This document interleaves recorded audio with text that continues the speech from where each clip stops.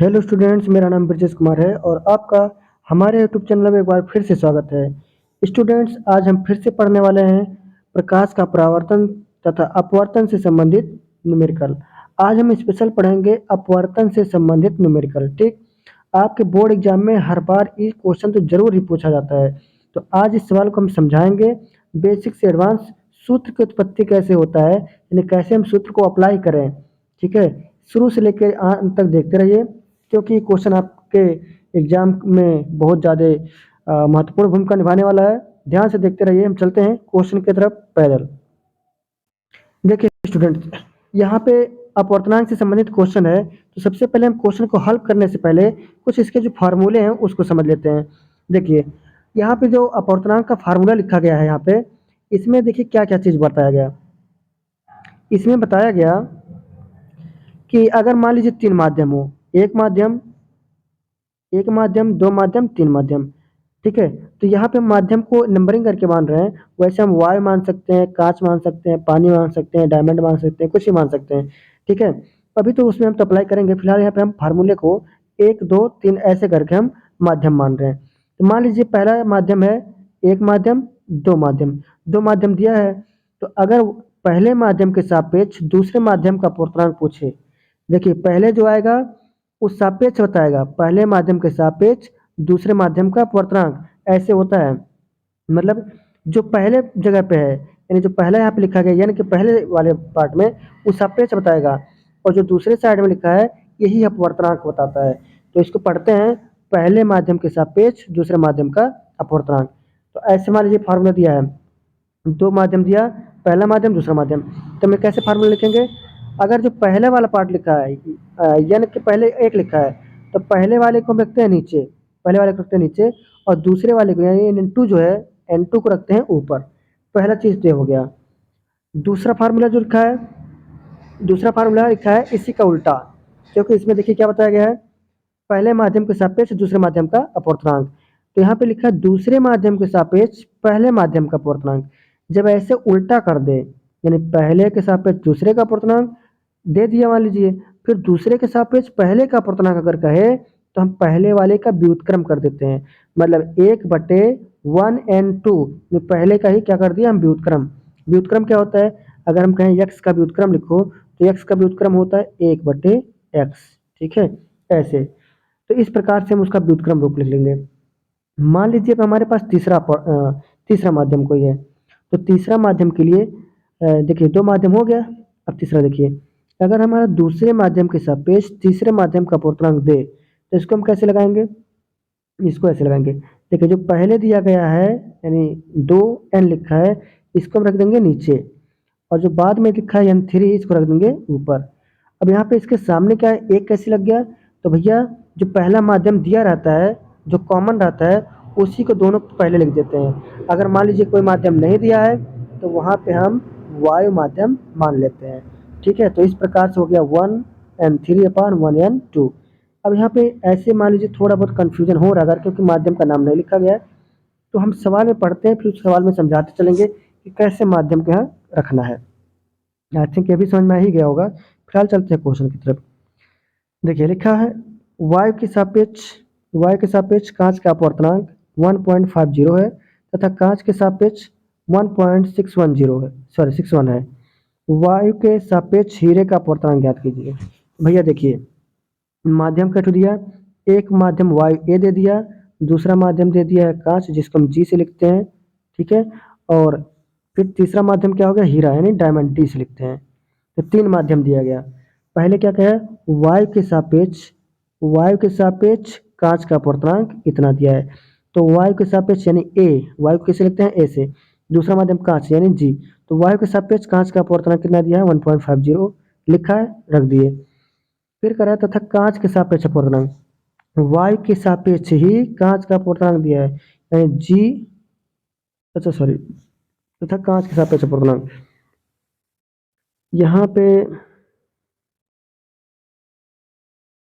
थोड़ा सा उल्टा है, रुक जाइए रुक जाइए। देखिए यहाँ पे लिखा नहीं है, यहाँ पे है, इसका क्या मतलब, कांच के सापेक्ष हीरे का अपवर्तनांक। यहाँ पे हीरे का अपवर्तनांक दिया, किसके सापेक्ष, कांच के सापेक्ष। ठीक है, कांच के सापेक्ष हीरे का अपवर्तनांक दिया है। तो यहाँ लिखा गया है GND यानी कांच के सापेक्ष हीरे का अपवर्तनांक 1.61 है। फिर कह रहा है वायु के सापेक्ष हीरे का अपवर्तनांक बताइए। इसके सापेक्ष वायु के सापेक्ष बताना है। देखिए फार्मूला क्या है, तीन माध्यम हो गए हैं, यहाँ पे दिख भी रहा है। एक माध्यम हो गया है अपना वायु, दूसरा कांच, तीसरा डायमंड हीरा। देखिए फार्मूला कैसे अप्लाई करेंगे, कह रहा है AND, तो हमको पहले माध्यम को नीचे रख लेना है। देखिए नीचे हो गया, दूसरे माध्यम को ऊपर रख लेना है, ऊपर हो गया। दोनों में जो कॉमन है उसको दोनों के सामने रख देंगे। तो देखिए यहाँ पे जी सब में दोनों में कॉमन है, ठीक है, रख दिए। अब क्या करना है मुझे, अब कह रहा है GNA क्या होता है, GNA ANG दिया है, अगर GNA निकालना है तो इससे इसका क्या हो जाएगा, व्युत्क्रम हो जाएगा, यानी ANG का व्युत्क्रम। तो GNA जो लिखा है 1/ANG, क्योंकि ANG का उल्टा क्या हो रहा है, GNA हो रहा है, ठीक है, तो इसको ऐसे रख लेंगे।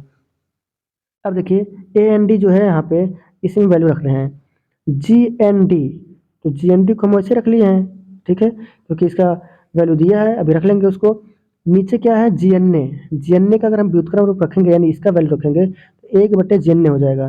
अब देखिए इस बट्टे को मेन बट्टा है, ठीक है, इसको हम ऐसे रख देंगे और इसके नीचे 1 रख सकते हैं, और इसको क्या करेंगे, व्युत्क्रम कर देंगे, नहीं उल्टा हो जाएगा, पलट जाएगा, तो GNA ऊपर चला जाएगा, एक नीचे आ जाएगा। तो यहाँ GND और GNA आया, इसको अगर हम गुणा करें क्या हो रहा है, देखिए इसको गुणा करेंगे जब, तो भैया ये हो जाएगा अपना कितना, एक मिनट, हाँ देखिए GNA सॉरी GND और GND का वैल्यू कितना दिया है, 1.61 दिया है, GNA का वैल्यू कितना दिया है, 1.50, देखिए यहाँ पे 1.50 है। इन दोनों का जब गुणा कर लेंगे तो आएगा 2.4150, ठीक है, ये अपना आंसर हो जाएगा, बहुत ही सिंपल तरीके से, ठीक है। चलते हैं अगले क्वेश्चन पे। देखिए अगला क्वेश्चन है, लिखा गया है यदि y के सापेक्ष किसी पारदर्शी द्रव का अपवर्तनांक, द्रव को किससे लिखते हैं, L से, द्रव का अपवर्तनांक कितना है 1.25 है, तथा तथा कांच का अपवर्तनांक 1.5 है, कितना है 1.5 है। द्रव यानी द्रव के सापेक्ष कांच का अपवर्तनांक की गणना कीजिए। देखिए देखिए वायु के सापेक्ष यानी ए के सापेक्ष यल का अपवर्तनांक कितना दिया है, ANL का मतलब कितना हो गया 1.25 दिया ही है। फिर कहते तथा कांच का अपवर्तनांक कितना है, किसके सापेक्ष, वायु के सापेक्ष ही, वायु के सापेक्ष ही कांच का अपवर्तनांक कितना दिया है 1.5, तो इसको रख लिए। फिर क्या कर रहा है, द्रव यानी यल के सापेक्ष कांच का अपवर्तनांक, LNG पूछ रहा है, ठीक। तो हम क्या करेंगे, जो पहला वैल्यू है यहाँ पे, जो पहले यन के पहले है L, इसको रखेंगे नीचे, नीचे रख लिए, और जो G वाला है इसको रखेंगे ऊपर, रख लिए। दोनों में जो कॉमन है उसको सामने रख देंगे, देखिए सामने रख दिए। अब वैल्यू जो है उसको रख देते हैं। देखिए ANG का वैल्यू दिया है तो हम यहाँ पे रख लिए, इसके जगह पे NG की जगह रख लिए, और ANL जो दिया है इसको नीचे रख लिए, दशमलव दशमलव काट देंगे, ठीक है। तो अगर इसको हम पूरी तरीके से काटेंगे तो हो जाएगा 1.25, ठीक है, 1.25 इसका आंसर हो जाएगा। आपको ये भी समझ में आ गया होगा अच्छे से।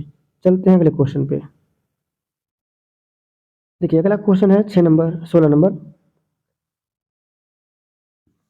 सवाल पढ़ते हैं। लिखा है निर्वात में प्रकाश की चाल इतना है, निर्वात में और वायु में दोनों में प्रकाश की चाल कितना होता है 3 × 10⁸ मीटर पर सेकंड, तथा कांच का अपवर्तनांक कितना है, इतना है।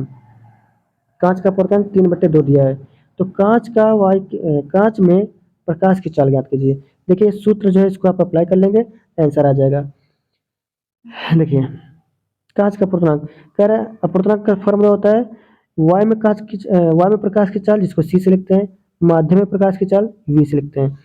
दिया क्या है, निर्वात यानी निर्वात में वायु में कितना दिया है 3 × 10⁸, तो यहाँ पे हम क्या रख दिए, वायु में प्रकाश की चाल रख दिए। कांच का अपवर्तनांक कितना दिया है, अपवर्तनांक 3/2 दिया है, यहाँ पे हम रख दिए। फिर माध्यम में प्रकाश की चाल पूछ रहा है तो उसका वैल्यू दिया नहीं है, तो हम क्या करते हैं, इसको हम V लिखे हैं तो V रहने दे रहे हैं, और उसके बाद क्या करते हैं, इस तीन को हम क्या कर देंगे, काट देंगे, इस तीन को क्या कर देंगे, काट देंगे, ठीक। इस 3 को एक 3 से काट देंगे तो खत्म हो गया।